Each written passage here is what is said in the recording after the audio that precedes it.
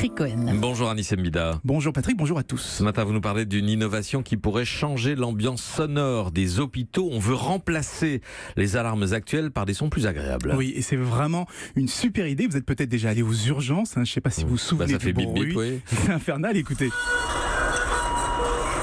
Oui, c'est un concert d'alarmes permanent. Il y en a des centaines par jour. Il n'y a aucune hiérarchie. Elles cherchent toutes en même temps à capter l'attention.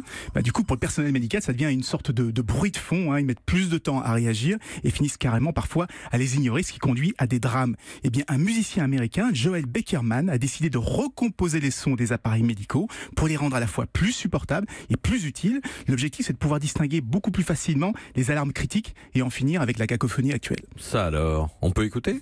Bien sûr.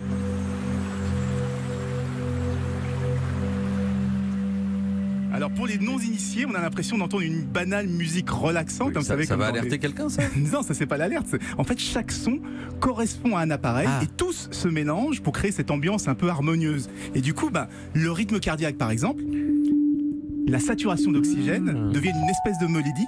Et rien qu'en écoutant le tempo, un professionnel saura s'il a été formé. Il faudra bien sûr reformer les médecins.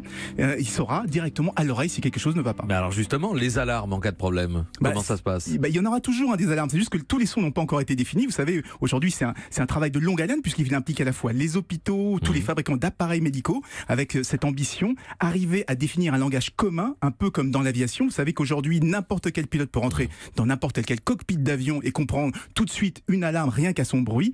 Mais l'objectif, c'est de faire la même chose dans les hôpitaux et tout ça toujours dans une ambiance zen. Pas comme aujourd'hui, pas dans la cacophonie actuelle. Ambiance cabine d'esthéticienne un peu, votre truc là. Yoga. Oui. Merci pour ces 2 minutes zen, Anis Mbida. Europe 1.